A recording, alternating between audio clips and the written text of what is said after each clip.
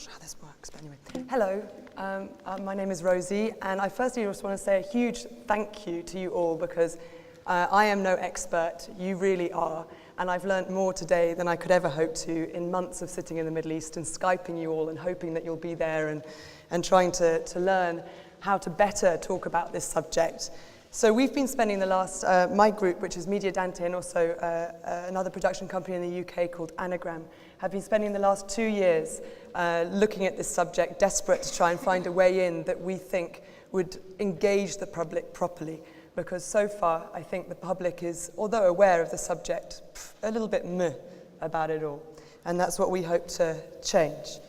So I've been listening a lot to today, and what's been quite encouraging for us is that I think that all of the things that you guys are asking for, I think we are going to answer in our project. And I'd like to present to you an idea that I'm hoping some of you might want to be involved in.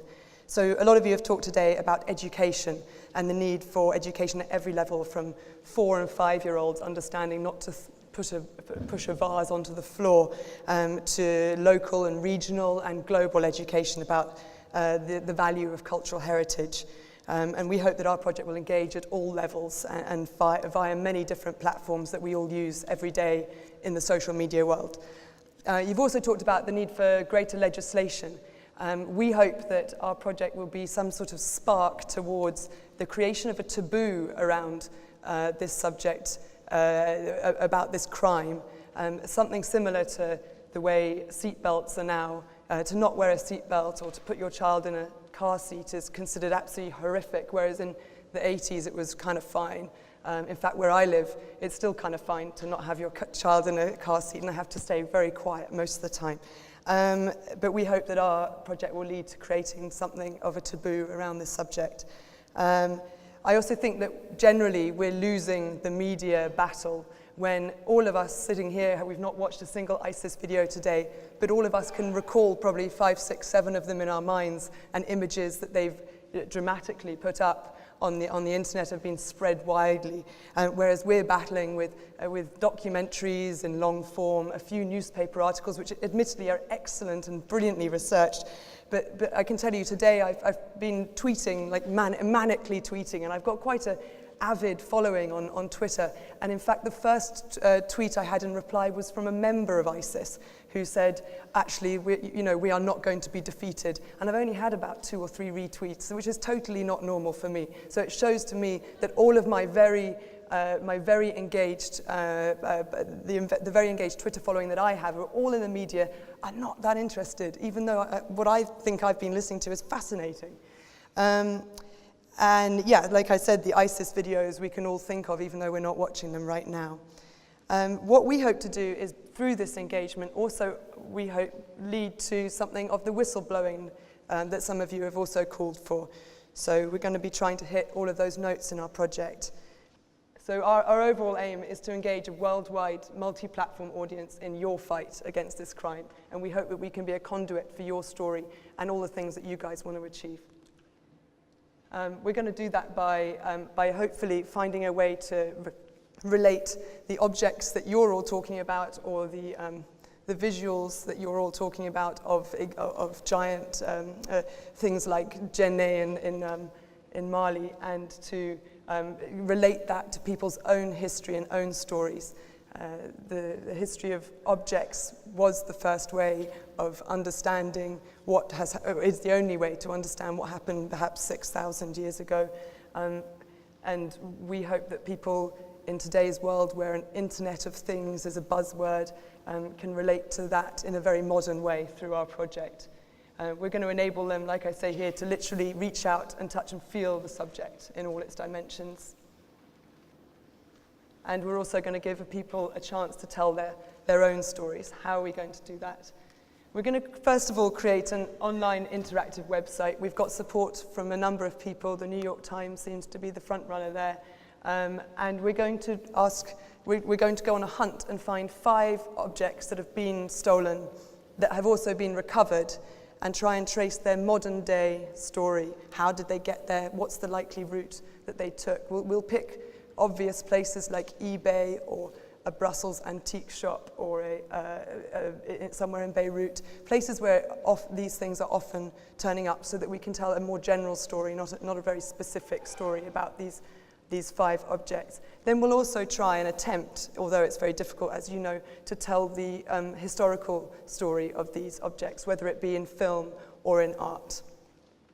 So it's got a current affairs and an art dimension to it so far. We've been very lucky in the course of our inquiries. Somebody mentioned to us along the way in one of the locations that we work in the Middle East that they'd found a box full of treasures, frankly, and we went along to go and see them, and we were bowled over by the feeling it gave us to be something that you guys are all so used to, I'm afraid, but for me it's not. I've never experienced this before, but to be so close to this bird that was is so ancient, and to feel the fragility of this object that's wrapped in loo paper and kind of kept in a box on a shelf. Some of these, I'm sure some of you are noticing immediately, are fakes, and others are real. But for us, the proximity of these amazing things and the fragility of them, like I say, made us feel like there was a better way to engage the public in this subject than just merely documenting what's been going on. So then we go to the next level of our project. So we're also going to 3D model those 5 objects that we've told the ancient and modern stories of, and make those 3D models available online so that people can download them themselves and host their own pop-up exhibitions around the world, or simply print one off for their mum for Christmas. I don't know whether you know now, but you can actually print porcelain with a glaze on it as well that's very specific. I don't know quite how it works because I'm not doing that part of the project, but it looks much more real than you imagine. And you can also print it very crudely, which has its own artistic merits in some people's views. And then the third level of our story is on this website, we're going to encourage people to upload their own stories and their own objects. Now, it might be something which has a relationship with the Syrian and Iraqi story that we're going to start our project with. Or it might be something that has no particular relationship to that. So it may be, for instance, that it's a doll that made its way to Kansas with a girl, and that becomes another object in a pop-up exhibition. Or maybe somebody's sitting at home and they choose to 3D scan that object with the 3 or 4 apps that are available on your phone for free to 3D scan an object, or just take a photo of it, tell its story and upload it onto the site, and that becomes your plunder. It could be it could be something completely unrelated, like this strange little animal. I'm not quite sure how to describe it. A goat, I guess, which your aunt gave you, who had some importance in your life. It could be a shopping. If you were holding an exhibition in a big hall of these 5 objects, your 6th object could be, for instance, a shopping trolley full of precious things that belong to a tramp, and a thing that's precious and has a story to tell. That's what we're looking for. This, by the way, this project, I'm just going to give him a bit of a plug, is by a guy called Rosie Garthwaite, these objects, and he uploads every day a new object. He took 1,001 pictures of objects from the Sarajevo mass graves, and he uploads a different one each day. Some he has stories for and some he doesn't, but I always found that a very engaging thing to look at. And we hope in this way that this online website will grow and grow and grow, and it may be filled with stolen Syrian and Iraqi objects, or it may just be filled with odd little things that people think are important and the world might want to know about. But they'll all be available online for people to take an interest in. And then we're here mainly to learn, but we also need your help and brainpower. We're looking for those 5 objects. If you have one that you think is interesting, that's been discovered, something that your institute knows about, something that you've heard about, please can you come up to me after this and help find us, find me, or I've got a producer sitting in the audience here who can talk to you about that object.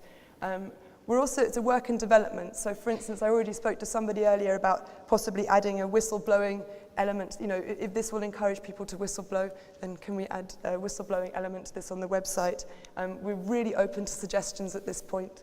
And the last thing, it's a little bit awkward because I know it's not easy, but we're looking for funding. We're right at the beginning, we've got a certain amount of money, but we need to make this happen. We believe it's important and we believe it will work. Thank you very much.